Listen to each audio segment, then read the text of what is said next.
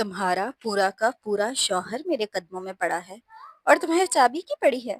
वो हंसती। मनाहिल की आंखें जलने लगी। तुम्हें क्या लगा? तुम हसीन हो तो तुमसे निकाह करके तुम्हारे जिस्म को छू कर वो तुम्हारे मोहब्बत के जादू में कैद हो जाएगा। उसका दिल मेरे पास है मनाहिल। और उस दिन मुझे नीचा दिखाकर, मुझे उकसा कर तुमने मुझे एक गलती करने पर मजबूर कर दिया। और उस गलती का नतीजा है कि तुम इस घर में मौजूद हो, वरना यह अपार्टमेंट आज भी मेरे नाम पर है। जब चाहूं तुम्हें उठाकर बाहर फेंक दूं। निकाह करके तुम इस घर में सिर्फ एक रखेल की हैसियत से रह रही हो। अपनी जुबान काबू में रखो। बीवी बनाने से पहले इसने मुझे छुआ तक नहीं था और अब पूरे हक से मुझे छूता है। लेकिन अगर निकाह के बगैर तुम्हारा जिस्म इसकी दस्तरस में था तो तब तुम रखेल थी, और अब भी इसको अपना जिस्म पेश करती हो तो अब भी तुम ही रखेल हो। बीवी मैं हूँ, मेरे नाम के साथ जहांगीर खान लगता है।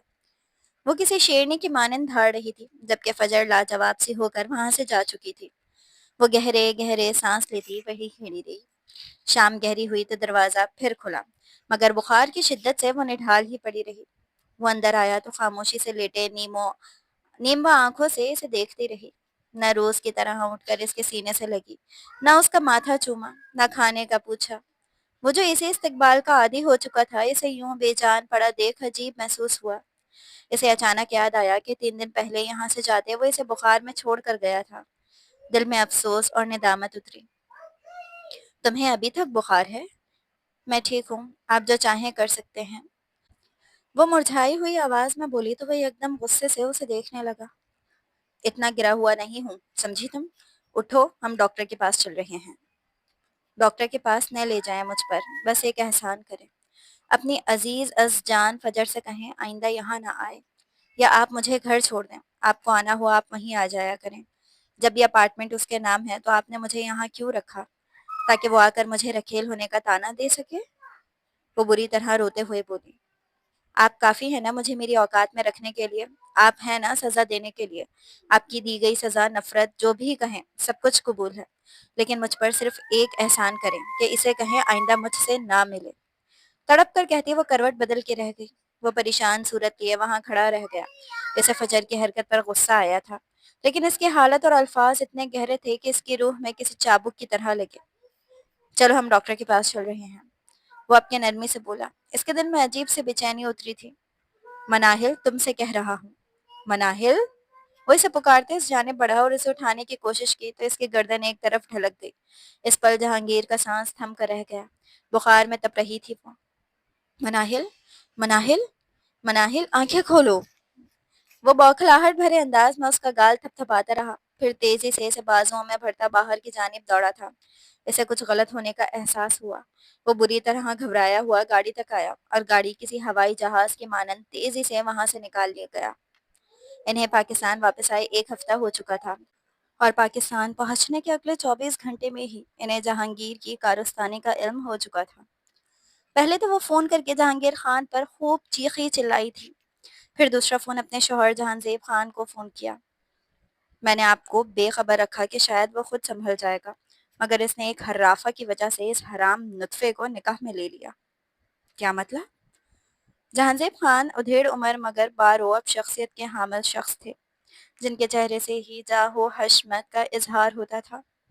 इनकी गरजदार आवाज ने नियाजी हाउस के मुलाजमत तक को दहला कर रख दिया। अगर लड़की मनाहिल के अलावा कोई और भी होती तो वो इस बात को जहांजेब खान से छुपा लेती, मगर मनाहिल से निकाह करके जहांगीर खान ने इनकी मान को चकनाचूर कर डाला था।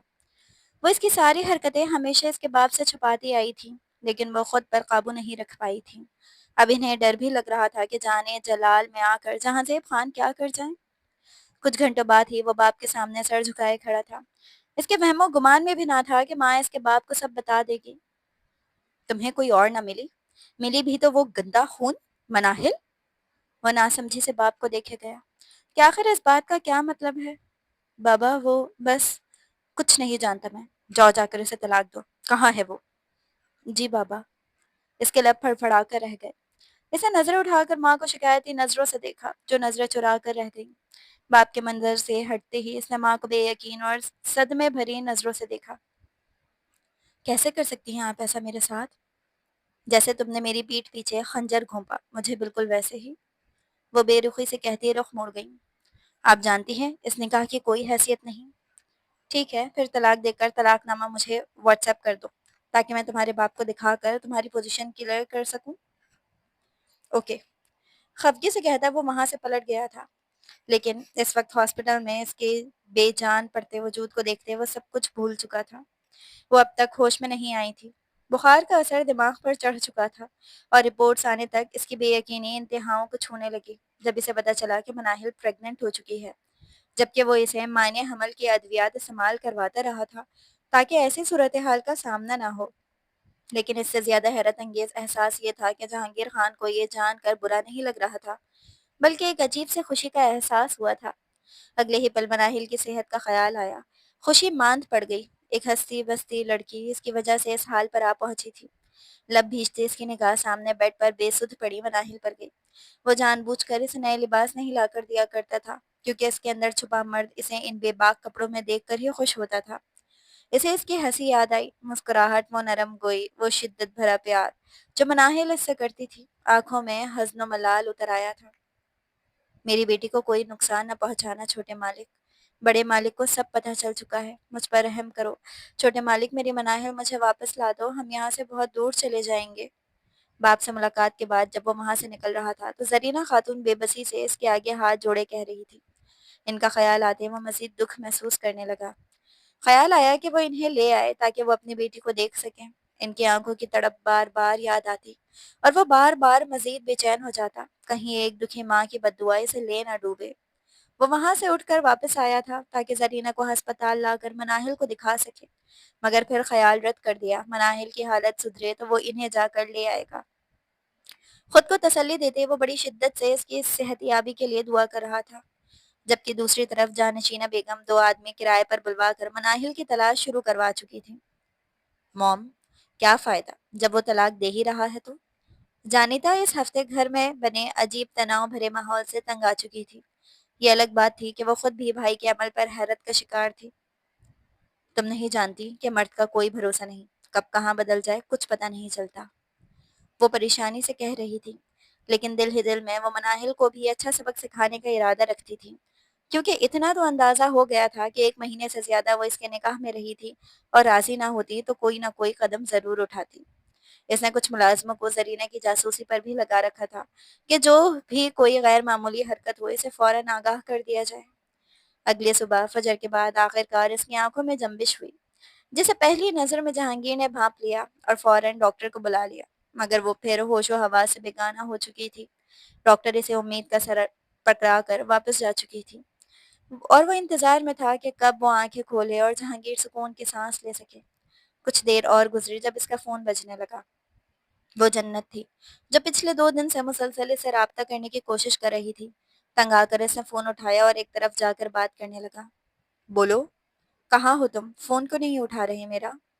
مصروف ہوں، بار بار فون مت کرو، تلخی سے کہہ کر وہ فون رکھنے لگا۔ تم مجھ سے ایسے بات کیوں کر رہی ہو؟ کیونکہ تم اسی لائق ہو فجر، تمہاری وجہ سے مناہل ہسپتال میں زندگی اور موت کی جنگ لڑ رہی ہے۔ میری وجہ سے؟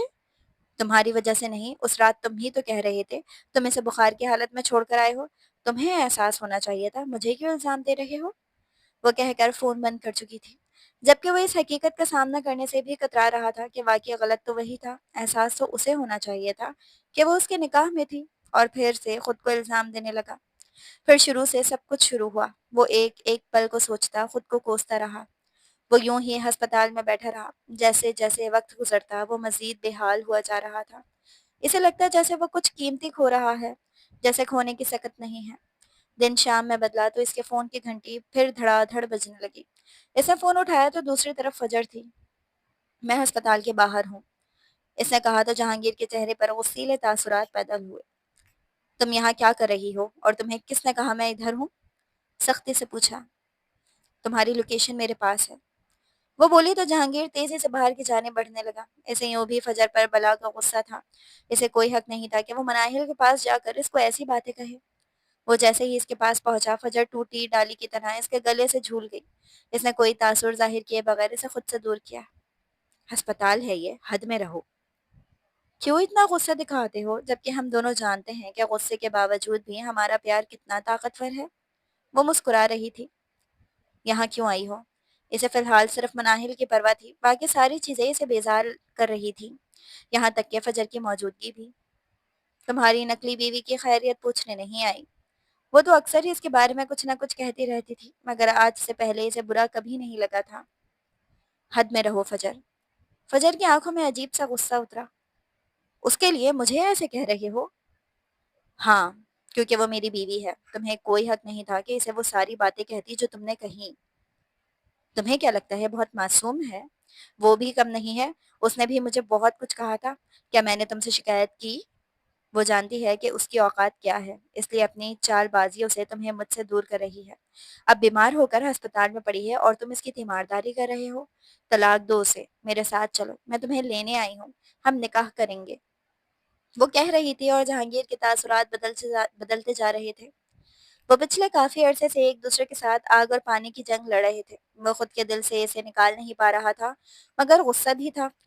ایک عجیب قسم کے دھوپ چھاؤں والے ٹاکسک رشتے میں بندھے تھے وہ دونوں، اور اس دوران جہانگیر نے کافی دفعہ اسے شادی کی پیشکش بھی کی، کیونکہ اسے لگتا تھا شادی ان کے درمیان ہوئی غلط فہمی اور دوریوں کو ختم کر دے گی۔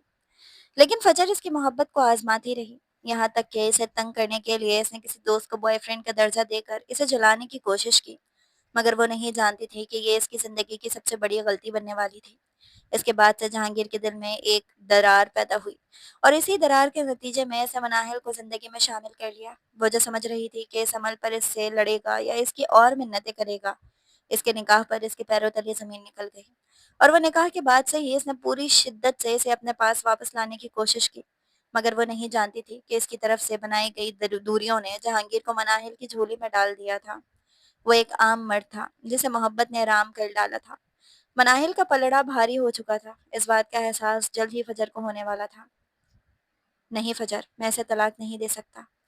اس نے صاف انکار کیا تو فجر کو لگا اس کے پیروں تلے زمین نکل چکی ہے۔ میں تم سے محبت کرتی ہوں جہانگیر۔ اس کا لہجہ کب کپایا، مگر جہانگیر اس کی آنکھوں میں دیکھتا نفی میں گردن ہلانے لگا۔ تمہاری محبت بہت تکلیف دہ تھی فجر، کبھی اپنے حصار میں لیتی ہے تو کبھی کڑکتی دھوپ میں جلنے کے لیے چھوڑ دیتی ہے، اور مجھے نہیں چاہیے دھوپ چاؤں جیسی محبت۔ میں نے صرف تمہیں منانے میں اتنا عرصہ ضائع کر دیا، جبکہ اس رات تم خود میرے قریب آئی تھی۔ وہ غلط فہمی تم نے خود پالی تھی، دوریاں تم نے بڑھائی تھی۔ میں محبت کے بھرم میں تمہیں واپس جیتنے کی کوشش میں لگا خود کو ہارتا رہا۔ اب مجھے تمہاری محبت اور تمہارا وجود اپنی طرف مائل نہیں کر پائے گا، کیونکہ یہ کلو زر ہے فجر، میں مناہل کو نہیں چھوڑ سکتا۔ فجر کی آنکھوں میں بے یقینی اور صدمہ تھا۔ دعا ہے تمہیں ایسا مرد ملے جو تمہاری ڈراموں اور نخروں کو برداشت کر سکے، میں ساری زندگی نہیں کر سکتا۔ وہ کہہ کر جانے لگا۔ فجر نے آگے بڑھ کر مضبوطی سے اس کا ہاتھ تھام لیا۔ ہم اپنے رشتے کو ایک اور موقع دیتے ہیں جہانگیر، ہمارے 3 سال کا ساتھ ہے۔ وہ منتوں پر اتر آئی تھی۔ نہیں فجر، میں یہ نہیں کر پاؤں گا۔ اس نے اپنا ہاتھ چھڑا لیا۔ فجر اس کے پیچھے لپکی تو جہانگیر نے ایک سخت تنبیہ کرتی نگاہ اس پر ڈالی۔ جاؤ فجر، ہسپتال میں تماشا مت کرو، میں پہلے ہی پریشان ہوں۔ وہ بیزاری سے کہتا وہاں سے جا چکا تھا۔ فجر وہیں کھڑی اپنی بے وقوفی کے نتیجے پر افسوس کرتی رہی، مگر کن اکھیوں سے نگاہیں اس گاڑی پر تھیں جو سیاہ شیڈز لگائے ہسپتال کے احاطے سے نکل رہی تھی۔ وہ جیسے دل سے بھاری بوجھ اتار آیا تھا۔ اسے قدموں سے چلتا جو ہی وہ روم میں داخل ہوا، کمرہ خالی پایا، الجھن آمیز انداز میں واپس نکلا اور روم نمبر دیکھا، لیکن روم نمبر دیکھتے ہی وہ دوبارہ اندر آیا۔ واش روم چیک کیا اور بوکھلاہٹ بھرے انداز میں راہداریوں میں اسے ڈھونڈتا اگلے 2 منٹ میں وہ پورا ہسپتال سر پر اٹھا چکا تھا۔ ڈاکٹرز ایک دوسرے سے پوچھتے کہ کہیں کسی ٹیسٹ یا چیک اپ کے لیے دوسرے ڈپارٹمنٹ میں تو نہیں لے جایا گیا، مگر وہ کہیں نہیں تھی۔ ڈاکٹرز اور عملہ اسے وضاحتیں دے رہے تھے، مگر وہ کسی زخمی شیر کی مانند دھاڑ رہا تھا۔ میری بیوی کیسے کہیں جا سکتی ہے؟ کہاں مر گئے تھے سب؟ سر وہ 20 منٹ پہلے ہوش میں آئی تھی، آپ کا پوچھا، ان کی حالت اسٹیبل تھی۔ میں کچھ نہیں جانتا، اگر میری بیوی کو کچھ ہوا تو میں ہسپتال کو آگ لگا دوں گا۔ اس کا بس نہیں چل رہا تھا کہ وہ اسی وقت اسپتال کو نیست و نابود کر دے۔ اس کا سر پھٹا جا رہا تھا۔ کیا سوچ رہی ہوگی ہوش میں آنے کے بعد کہ میں اس کے پاس موجود ہی نہیں ہوں؟ اسے آج احساس ہو رہا تھا کہ پیروں تلے زمین کھینچ جانا کسے کہتے ہیں۔ کچھ دیر بعد CCTV footage check کی گئی تو اس میں 2 وارڈ بوائے اسے ویل چیئر پر بٹھائے کمرے سے نکل کر لفٹ کی طرف بڑھتے دکھائی دیا۔ باہر کی CCTV میں جہاں وہ اسے گاڑی میں ڈال رہے تھے، تب اس کا سر ایک جانب ڈھلکا ہوا تھا۔ لفٹ کے فوٹیج میں اسے کچھ انجیکٹ کرتے دیکھا جا سکتا تھا۔ وہ جیسے جیسے یہ مناظر دیکھتا گیا، اس کا دل کسی گہری کھائی میں ڈوبنے لگا تھا۔ وہ ہسپتال انتظامیہ پر خوب گرم ہوتا، انہیں سنگین نتائج کی دھمکیاں دیتا وہاں سے نکلا تھا۔ گاڑی میں بیٹھ کر جانے کتنے پل اس نے اسٹیئرنگ پر سر رکھے بتا دیے۔ رہ رہ کر مناہل کا چہرہ آنکھوں کے آگے گھومتا رہا۔ محبتیں رحمت ہوتی ہیں، جن کی قدر نہ کی جائے تو روٹھ جاتی ہیں، پلٹ جاتی ہیں، مر جاتی ہیں۔ آنٹی، اپنا وعدہ یاد رکھیے گا، وہ ٹیکسٹ کرتی مسکرائی تھی۔ اس کے تو وہم و گمان میں بھی نہیں تھا کہ قسمت اس پر یوں مہربان ہو جائے گی۔ وہ تو اتفاق سے جانشینی بیگم نے اسے رابطہ کرتے جہانگیر کے متعلق پوچھا، تو شاید انہیں خود بھی اندازہ نہیں تھا کہ فجر اتنی گہرائی سے سارے معاملات، یہاں تک کہ اس مقام کا پتہ بھی اسے دے دے گی جہاں وہ مناہل اس پر موجود تھی۔ اس نے اپنے آدمیوں کو حکم دے دیا تھا جس حال میں بھی ہو اسے وہاں سے غائب کر دیا جائے۔ انہیں اندازہ بھی نہیں تھا کہ اتنی آسانی سے وہ کامیابی حاصل کر لیں گی، لیکن وہ جیت رہی تھی اور بہت جلد اس گند کو اپنے خاندان کے نقشے سے مٹا دیں گی۔ شکور سے کہہ کر گاڑی تیار کرواؤ، انہوں نے ملازمہ کو حکم دیتے کہا تھا۔ ملازمہ تیزی سے اس کا حکم بجا لانے کو باہر کی طرف بھاگی تھی۔ میری بیوی اغوا ہوئی ہے ہسپتال سے، وہ کسی افسر سے محو گفتگو تھا۔ افسر جان پہچان اور بڑے عہدے کا تھا جو ان کے خاندان سے دیرینہ تعلق میں جڑا تھا۔ اوہ، آئی ایم سوری، کیا آپ کو کسی پر شک ہے؟ کسی دشمنی وغیرہ کا چکر مسٹر نیازی؟ ہو سکتا ہے، میں کچھ نہیں جانتا۔ آپ اپنی تفتیش شروع کریں، جو معلومات چاہیے ہو ہسپتال کا عملہ اور فوٹیج موجود ہے۔ وہ ہدایت دے رہا تھا، چہرہ پریشان اور اداس نظر آتا تھا۔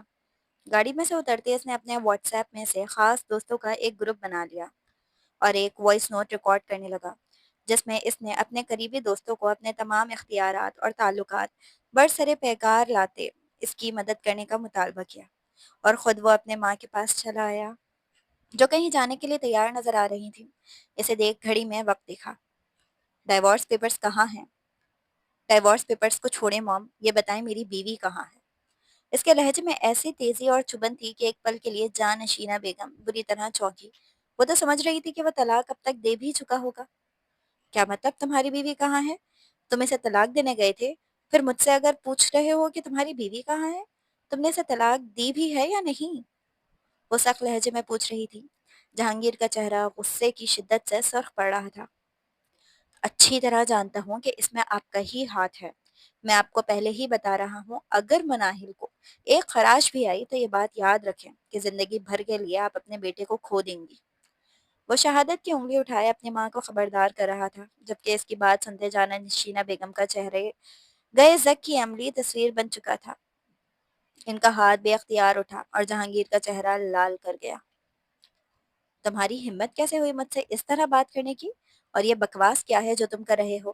کل تک تو وہ لڑکی تمہارے لیے کوئی اہمیت نہیں رکھتی تھی، آج تم مجھ سے سوال کر رہے ہو کہ وہ ہے اور ساتھ میں مجھے ہی دھمکا رہے ہو جیسے کہ میں کوئی پیشہ ور مجرم ہوں۔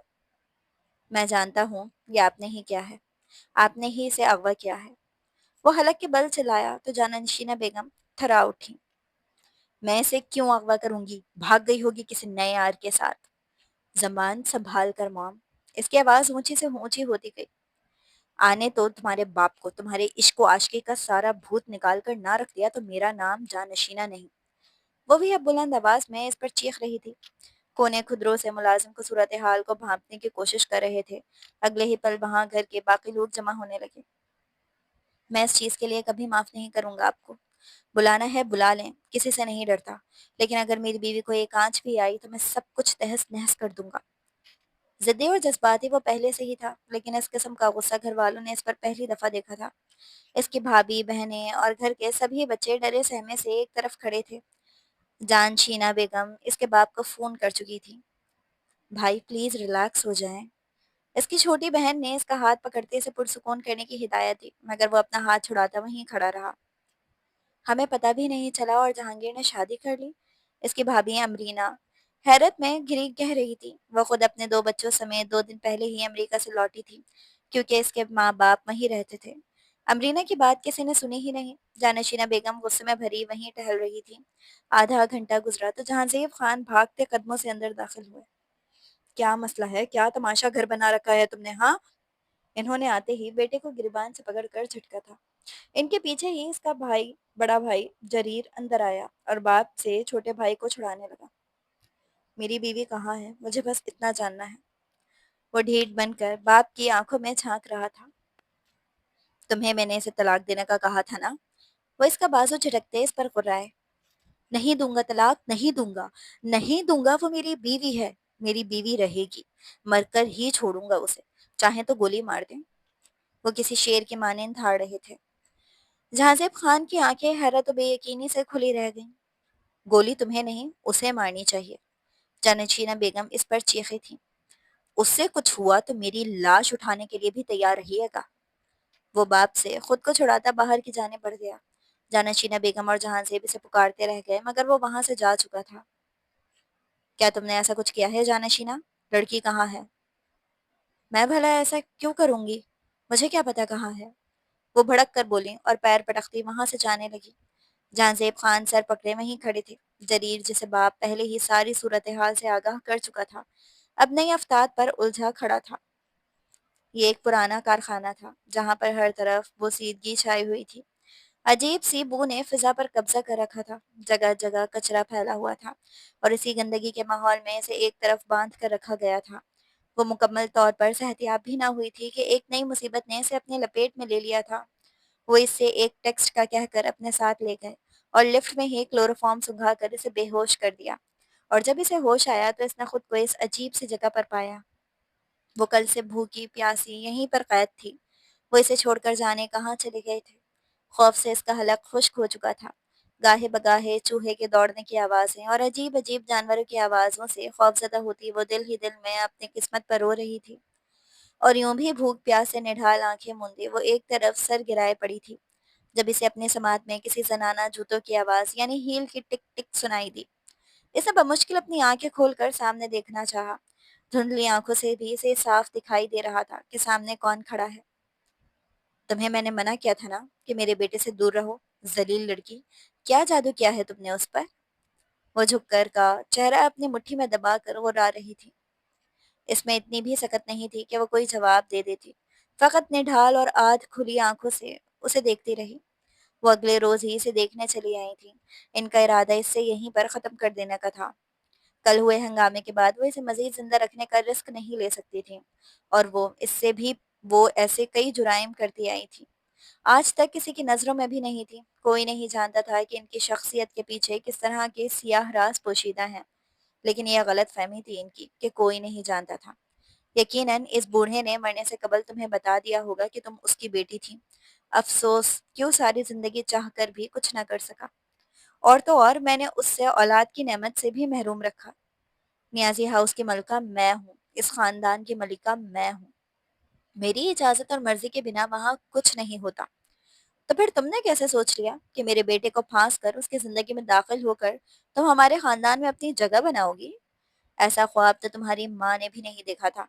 तो फिर तुम कौन होती हो मेरे घर में दाखिल होने वाली?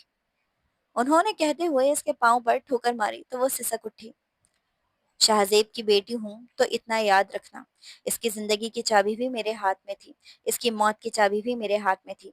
और उसकी जिंदगी से जुड़ा हर शख्स मेरी मर्जी से सांस लेता है। तो फिर तुम कौन हो? एक गंदा खून जिसे अपनाने के लिए भी वो मेरी इजाजत और मर्जी का तलबगार था। और तुम्हें क्या लगता है मैं नहीं जानती कि इसमें मरते हुए अपनी वसीयत में क्या लिखा है? मैं जानती हूँ, लेकिन तुम नहीं जानती कि मेरी ताकत क्या है। और मेरी ताकत के सामने वो वसीयत कोई अहमियत नहीं रखती। मैं जानती हूँ कि आप जादू करती हैं, लेकिन मेरा तवक्कल अल्लाह पर है। और ऐसे काले अमलियात से अपनी हिफाजत करना जानती हूँ। जो नहीं जानते थे सिर्फ वही आपके हाथों नुकसान उठा सकते थे, और उन्होंने उठा लिया। लेकिन मुझे मेरे अल्लाह पर यकीन है कि मेरी सांसें ख़त्म भी हो जाएंगी, लेकिन मैं आपकी शैतानियत के आगे हार नहीं मानूंगी। अच्छा, तो फिर सांसें ख़त्म करवाने के लिए तैयार हो जाओ। अपनी साड़ी के पल्ले से कुछ निकालती इससे कबल ही जहांगीर ने वहां हल्ला बोल दिया। उसके साथ दो तीन और लड़के थे। मॉम! वो बुरी तरह चिल्लाया। इसी पल वो दहल सी गई और बेयकीनी से पीछे खड़े बेटे को देखा, जिसकी बेताब निगाहें मनाहिल पर टिकी थी। वो दौड़ता हुआ उसकी जानिब आया और इसे खोलते हुए मुसलसल खुद से लगाए रखा। जैसे ही वो रस्सियों से आजाद हुई वो उसे बाजुओं में भरता वहां से बाहर की तरफ भागा। वो नीम गुनूदगी की हालत में थी। اس کی سانسیں مدھم اور وقفے وقفے سے چل رہی تھیں، مگر جہانگیر کے لیے یہ ایک ایسا وقت تھا کہ وہ کسی بھی چیز سے بے نیاز، بس اسی لیے وہاں سے جلد از جلد نکلنا چاہتا تھا تاکہ اسے فوری طبی امداد فراہم کر سکے۔ وہ آنکھیں کھولے اسے یک ٹک دیکھ رہی تھی، آنکھوں میں بے یقینی تھی، الجھن تھی، جبکہ دوسری طرف جہانگیر کی آنکھوں میں مکمل سکون تھا، اطمینان سے اس کا ہاتھ اپنے ہاتھوں میں دبائے اسے دیکھ رہا تھا۔ تم نے میری سانسیں روک دی تھی مناہل، آپ اتنے بدلے بدلے کیوں لگ رہے ہیں؟ اس کی آنکھوں میں دیکھتے نکاہٹ سے پوچھ رہی تھی۔ بدلا بدلا؟ مجھے لگ رہا ہے مجھے نئی زندگی مل گئی ہے۔ کیا تم جانتی ہو، تم ماں اور میں باپ بننے والا ہوں۔ وہ ایسے بولا کہ ایک پل کے لیے مناہل سانس لینا بھول گئی، پھر بے اختیار اپنے پیٹ کی طرف دیکھا۔ اس کے اندر عجیب سا احساس پیدا ہوا۔ اس نے جہانگیر کی طرف دیکھا۔ فکر مت کرو، الٹرا ساؤنڈ ہوا ہے، ٹھیک ہے، بالکل ہمارا بچہ، اور کل صبح تک ہم گھر جا سکتے ہیں۔ میں وہاں نہیں جاؤں گی، وہ نظریں پھیرتے بولی۔ نہیں میری جان، میں تمہیں ہمارے گھر لے جا رہا ہوں، وہ گھر جو تمہارا ہے، جس کی ملکہ تم ہو، وہاں تمہیں کسی کی فکر کرنے کی ضرورت نہیں، بس میں، تم اور ہمارا ہونے والا بچہ۔ آپ ایسی باتیں کیوں کر رہے ہیں جیسے آپ کو مجھ سے محبت ہو؟ محبت تھی، بس احساس نہیں تھا، اب وہ بھی ہو گیا ہے۔ اب پلیز مجھے دھتکارنا مت، میری غلطیوں کی سزا مجھے ساتھ رہ کر ہی دینا، وہ اس کا ہاتھ سہلاتے ہوئے کہہ رہا تھا۔ مناہل خاموشی سے اسے دیکھ رہی تھی۔ اور فجر؟ اس کا باب ہماری زندگی سے ختم ہوا، وہ سنجیدگی سے بولا تو مناہل اسے دیکھے تھے، جیسے یقین کرنا چاہ رہی ہو، جیسے سمجھنے سے قاصر ہو کہ یقین کرے بھی یا نہیں۔ پتہ نہیں کیوں جہانگیر، مگر اس روز جب آپ مجھے چھوڑ کر گئے تھے تو مجھے لگا اب آپ کی واپسی خوشی نہیں دے گی۔ پتہ نہیں محبت کے جذبات اتنے سر کیوں چڑھ گئے تھے کہ میں بھول گئی میں وکٹم ہوں اور مجھے اپنا حق چاہیے تھا، خاندان میں، اپنے باپ کے خاندان میں۔ سچ کہوں تو میں آپ کے قریب بھی اسی لیے آئی تھی، لیکن میں بھٹک گئی، لیکن میری آنکھیں کھل گئی ہیں۔ آپ کو محبت کا احساس ہوا ہوگا، مگر مجھے میری اصلیت کا احساس ہوا ہے۔ میں وہ غلطی نہیں کرنا چاہتی جو میری ماں نے کی تھی، شاہزیب خان کی رکھیل بن کر۔ جہانگیر یک دم جھٹکے سے گردن اٹھائے اسے دیکھنے لگا۔ وہ کیا کہہ رہی تھی؟ اسے کچھ سمجھ نہ آیا، لیکن زیادہ دیر تک نہیں۔ ماں کی شدید مخالفت، باپ کے وہ الفاظ اور مرحوم چچا کا مناہل کی حد سے زیادہ فکر کرنا۔ میں نہیں چاہتی میرا بچہ دوسرا مناہل بنے، گو کہ میرا بچہ ناجائز نہیں، لیکن ہے تو اسی خاندان کا جس نے مجھے دھتکارا تھا، میرا حق چھین کر مجھے ہر چیز سے محروم کر دیا گیا تھا، اور پھر جیت کے اتنے قریب آ کر میں نے کیا کیا؟ آپ کو لگتا ہے الگ رہنے سے ہم آپ کی ماں کے شیطانی منصوبوں سے بچ پائیں گے؟ آپ کی ماں ہے، آپ کو ان کے سامنے کھڑے ہونے کا نہیں کہوں گی، مگر مجھے طلاق چاہیے تاکہ میں اپنے اصل مقصد کے حصول کی طرف لوٹوں۔ بچے کا سن کر آپ کو محبت ہو گئی، اس سے پہلے میری 2 ٹکے کی اہمیت نہیں تھی؟ ایسا نہیں ہے مناہل، تم مجھے غلط سمجھ رہی ہو، میں میں تمہیں طلاق نہیں دے سکتا۔ وہ ایک دم بے چین ہوا تھا، اس کی آنکھوں میں تکلیف اتری۔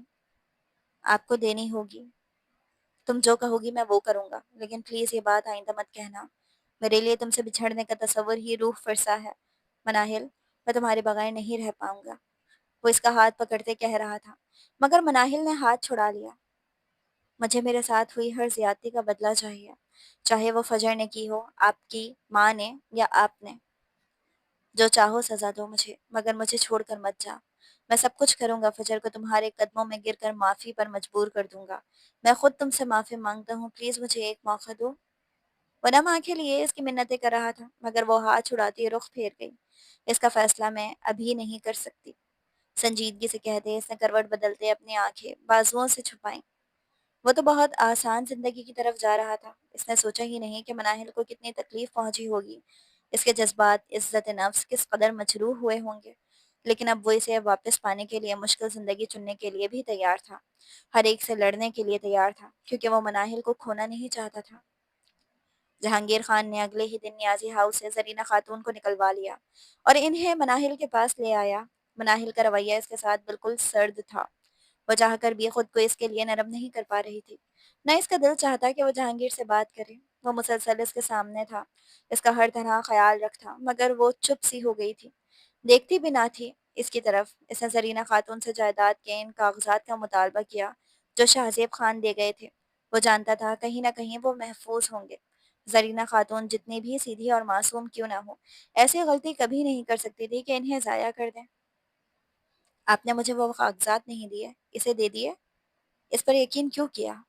وہ ماں سے خفا تھی، کیونکہ وہ تمہارے باپ کی طرح بزدل نہیں۔ اس نے جس طرح وہاں تمہارے لیے ہنگامے کھڑے کیے میری آنکھوں نے دیکھا ہے۔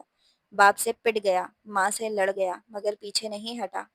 اس لیے مجھے بھروسہ ہے کہ وہ تمہارے لیے لڑ سکتا ہے، کچھ بھی کر سکتا ہے۔ اس کا دل نرم پڑا، مگر اگلے ہی پل وہ لمحے یاد آئے تو چہرے پر پھر سنجیدگی چھا گئی۔ شاہزیب چاچو اپنی جائیداد کا بڑا حصہ مناہل کے نام کر گئے ہیں۔ اگر آپ یہ بات جانتی ہیں تو بغیر کسی اختلاف اور لڑائی کے یہ معاملہ حل کرتے ہیں مام۔ وہ سنجیدگی سے کہتا ماں کو دیکھ رہا تھا، مگر وہ بے نیاز بیٹھی تھی۔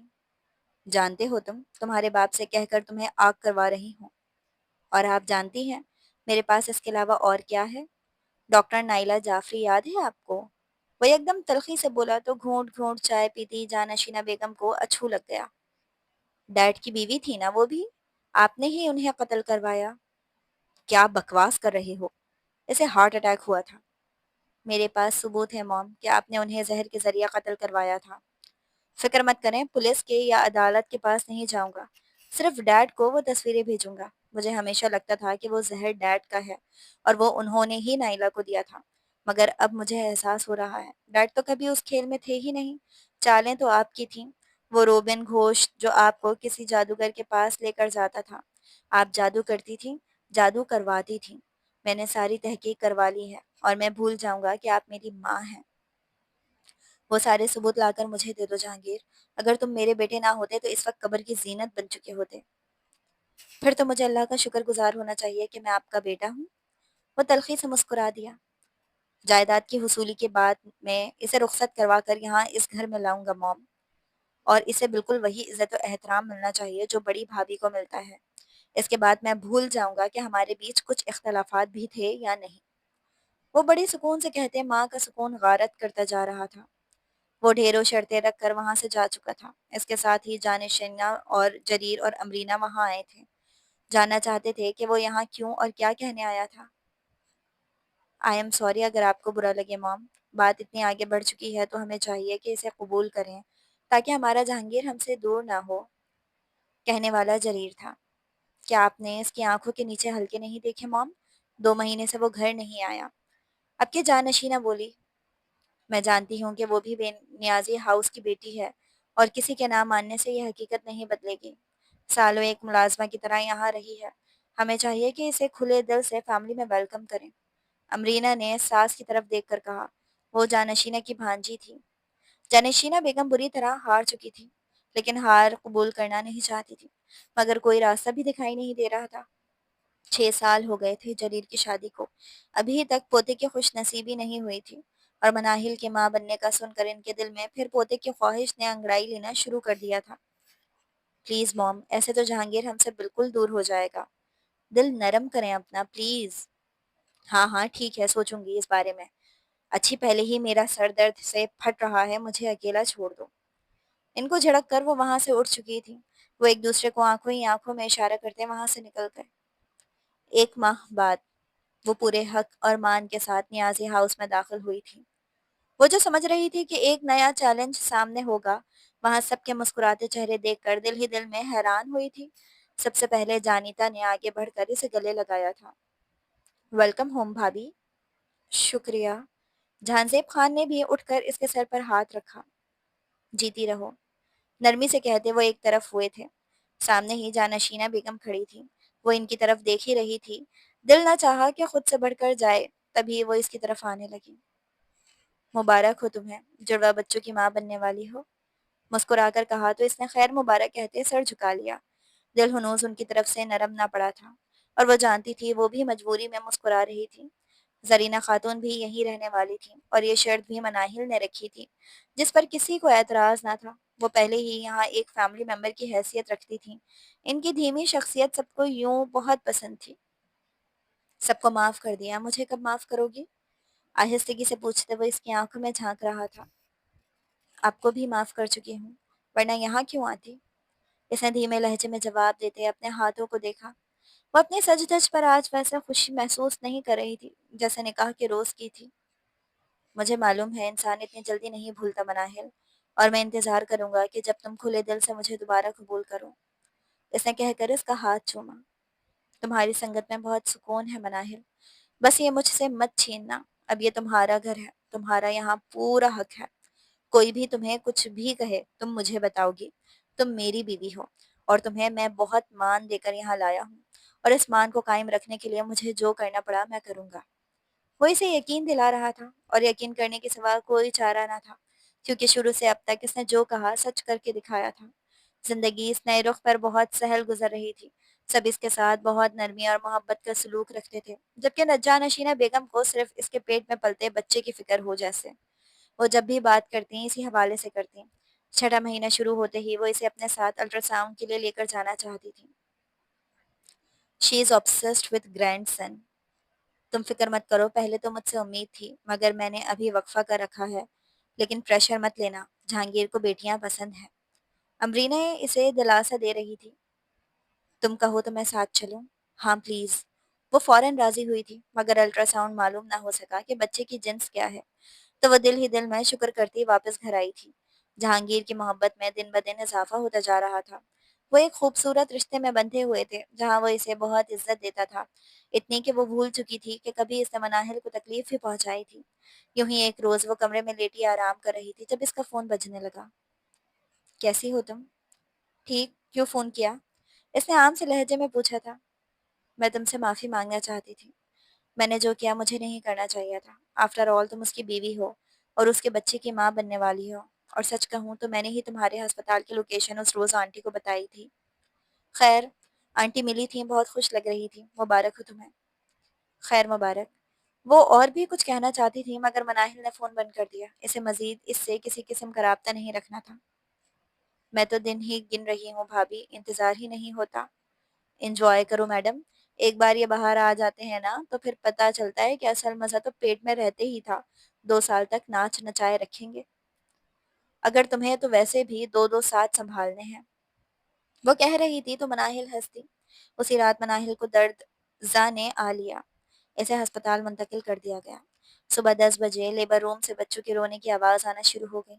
ज़रीना बेगम को जाए नमाज़ पर ही थीं, सजदा शुक्र में गिर गईं। सबके चेहरे खुशी के गीत गा रहे थे। जहांगीर, जो कई घंटों से फिक्रमंदी की हालत में यहाँ से वहाँ चक्कर लगा रहा था, गेट के करीब आ खड़ा हुआ। मुबारक हो, बच्चे बिल्कुल ठीक और सेहतमंद हैं। एक बेटा है और एक बेटी है। ये सुनना था कि जानशीना बेगम का चेहरा खुशी से थम थमा उठा। जुनैद भी छुट्टियों पर आया हुआ था। इस खुशी के मौके पर पूरे खानदान की मौजूदगी खुशी को चार चांद लगा रही थी। बहुत शुक्रिया मनाहिल, मुझे इतनी खुशियाँ देने के लिए। मेरी हर कमी और गलती के बावजूद मुझे कबूल करने के लिए तुम्हारा बहुत शुक्रिया। वो सबकी मौजूदगी में इसका माथा चूमता है, इसे गुल किलनार कर गया। इस खानदान में यूं सरेआम मोहब्बत का इजहार बहुत बड़ी बात थी। मनाहिल सरशार सी आंखें मूंद गई। दिल में अजीब से खुशी का एहसास हिलकोरे ले रहा था। यही पल था जब इसने जहांगीर को दिल से माफ कर दिया।